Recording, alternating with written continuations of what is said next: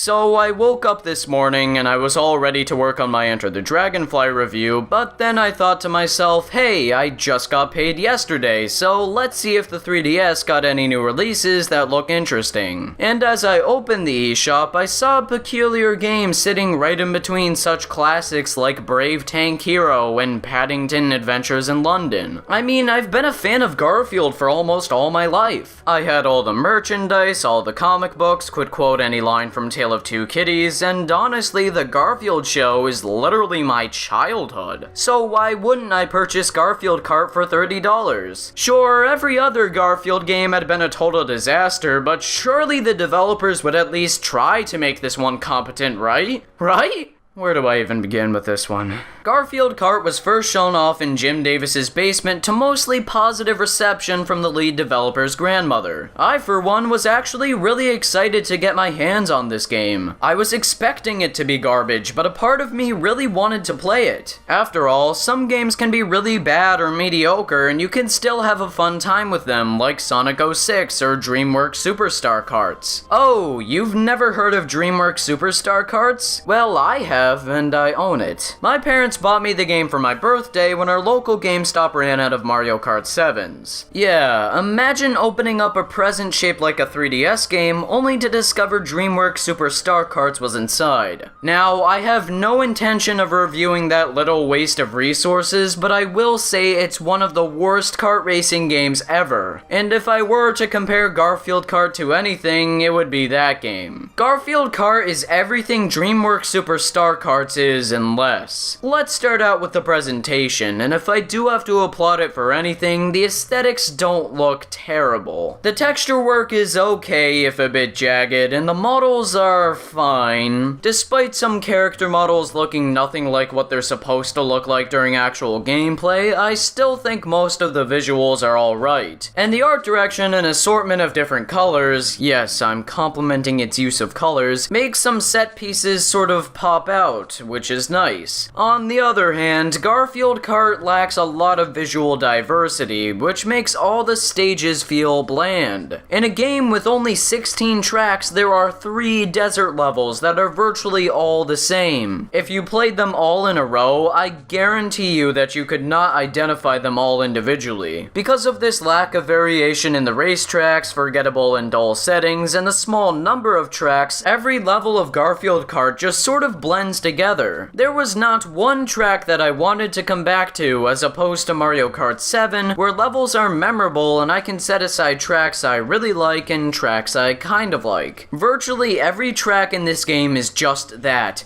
A literal racetrack with a somewhat different background. It's unsurprisingly bland. By the same token, the soundtrack isn't any better. Every single song in this game is forgettable and sounds like something I could produce with an iPod. These tracks are as generic as they come. Some are just loops of one single boring musical phrase, which for the uninformed is the same 10 or so notes looped over and over and over. This causes all the tracks to not only be bad, but it causes them to get on my nerves. It is actually annoying to hear some of the tunes in this game. They aren't totally awful melodies, but hearing the same thing over and over and over is terrible. There is not one track that I would even call remotely good. Most of them lean towards the to range. And don't even get me started on those stock sound effects. They are, like the soundtrack, generic and simply off-putting. I can't believe that a $30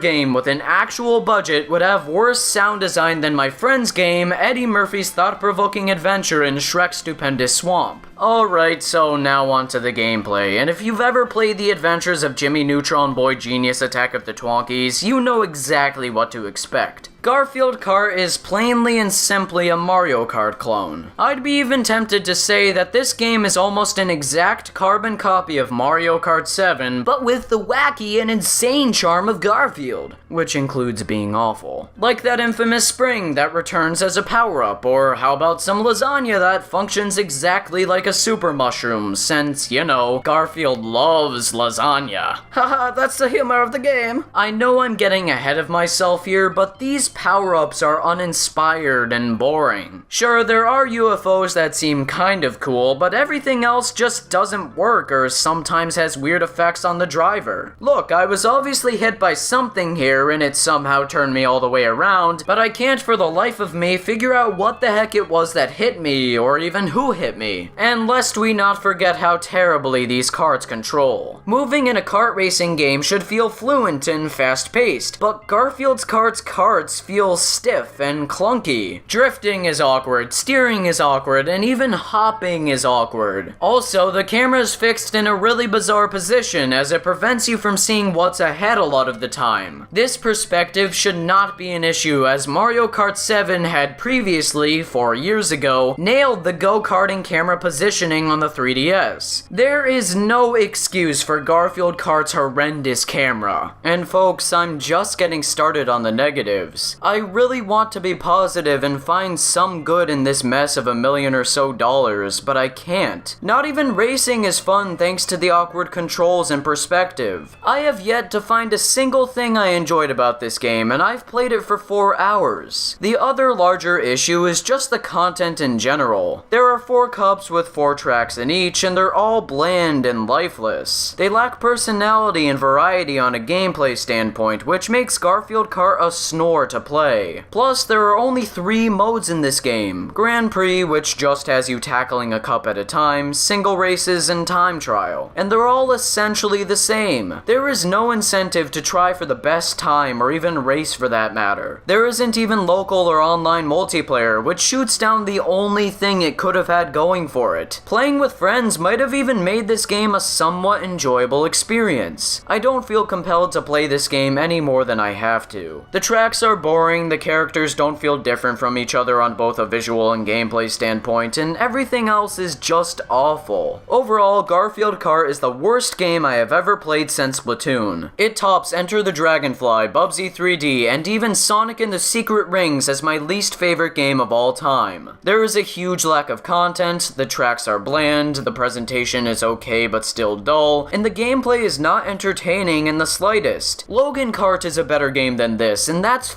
Logan Kart. Everything here just lacks any real effort or polish. I had to force myself to play this game, and that's 4 hours of my existence I will never get back. Don't even play this one for laughs. Garfield Kart is not worth $30 at all. If you really do want to try this game out, get it when you inevitably see it in the back of a GameStop in a dumpster, or if it's like $1 or something. Play Mario Kart if you really have an itch to play a kart racing game. Now, if you'll excuse me, I'm going to burn all my Garfield memorabilia. But as always, if you disagree or agree with me, let me know in the comment section below. Thank you so much for watching and take care. Have a wonderful day and goodbye.